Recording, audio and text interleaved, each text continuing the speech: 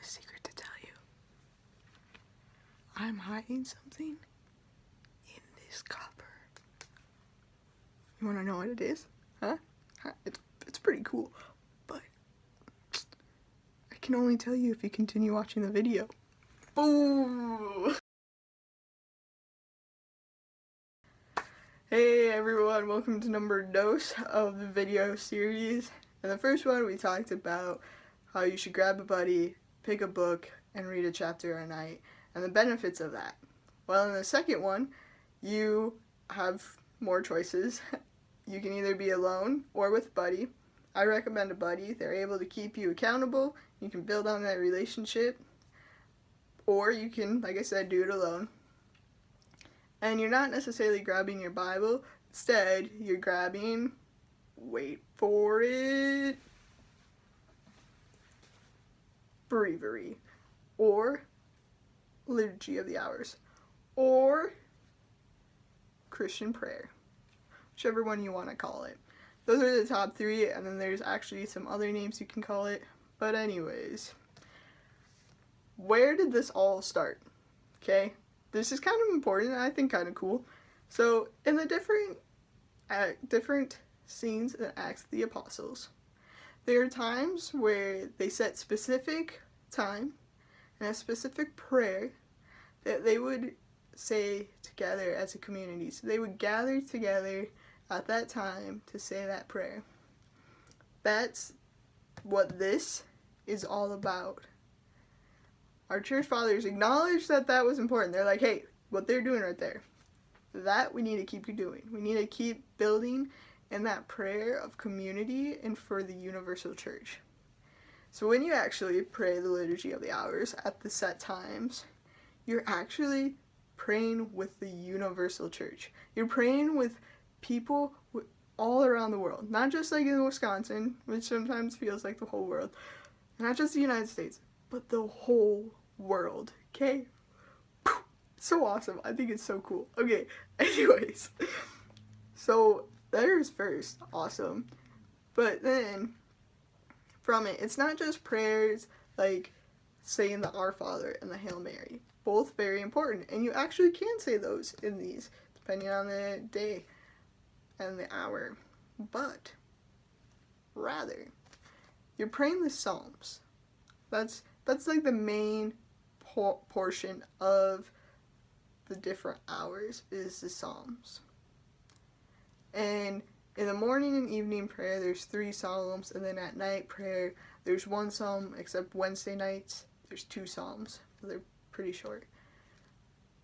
And I think how this has helped me is during the day, especially when I wake up, my mind is automatically racing, and it's already thinking of my day, what life is like, maybe some of the things I'm struggling with. It's already racing by the moment I wake up. When I grab my breviary and I start praying morning prayer, I dive in deeper and deeper into that prayerful mode. I start relaxing. I start thinking about each word I'm saying. And by the end, so through the Psalms, then there's a reading. The reading can be taken from either the Old or New Testament. And at the end of the reading, you take a little time to reflect, just a small portion. And by that time, I'm in prayer mode. And I'm like, hey God, here's my day. Here's what I have in line. This is how I feel. Thank you. And I just sit and I finish the prayer, because then there's a response, then there's intercession prayers, which another cool thing I do a lot of times, sometimes I slack, is texting someone, and I say, hey, I'm gonna pray for you today. How can I pray for you? And they send me their intentions, and at that time, you speak those intentions for those people. And you can also say personal intentions. Then you finish with the Our Father, and then there's a final prayer. And then at night prayer, you say a Marian antiphon. My favorite one to say is Salve Regina. I want to emphasize, I say it because I was not gifted with musical abilities, so I say it, but please feel free to sing it. It's beautiful when you can. And it's so awesome doing the Liturgy of the Hours. But I will admit, at first, it's intimidating, it's hard, and a little confusing. So, here's what I'm going to recommend. If you want to get into Liturgy of the Hours, which I highly recommend, please do pray with the church. It's awesome. I would start with night prayer first. It's the easiest one, it's the shortest one, and it's the one that most people get comfortable with right away. Now, you're saying, Jenny, I don't have this big book, and that's pretty intimidating. I'm saying, I agree with you. Don't go and get this big book right away. If you find yourself getting a daily devotion to it, and you are praying it daily, and you want to expand more, and you go get this. It's so good. It's so awesome. Also, you're going to need a lot of holy cards and bookmarks to bookmark different things. I have a lot of holy cards, so they find their way into here usually. Like, Blessed Miguel. Yeah. But, yes, please. When you're ready. Not right away, though. When you're ready. But you can get the shorter Christian prayer, which is like the basic form and format of the bigger book, and it's not as thick as you can tell, so it's a little less intimidating, and especially if you're doing just night prayer, I think this is your best option.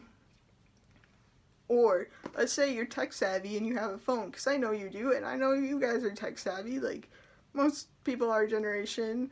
If you're older, I have full faith in you. If you're younger, I still have full faith in you. You got this. There's an app, and it's called iBreviary, and it's free. You download it, and you update it to the correct day. You gotta make sure to do that every day. Fun fact. And then you just go to Breviary, and you pick morning, evening, night. Recommend night. And then it has all the words, all the steps, everything you need right there for you. So all you have to do is read and scroll until the end. So if you are finding yourself, okay, so you take this on, you're doing this, and you're like, wow, this is really great, and you want to upgrade, or maybe you actually are finding yourself getting lost and you're kind of confused on how this goes, there are these wonderful people in your lives, and their names are Father, and then blank, whatever Father you know that's at your parish, who will gladly assist you on learning how to do this, because they read it every single day. Oh my goodness, it's so awesome, guys. So they read it every single day, so they're able to help you, and they understand where you're coming from starting off and being confused. So do not feel like they don't understand, because they do, and they got you. They're gonna help you, and they would love to pray with you, because it's a prayer that's meant to be prayed in community. But you can pray it alone, but it's meant to be prayed in community. So, can't wait to see you guys back at it in part 3.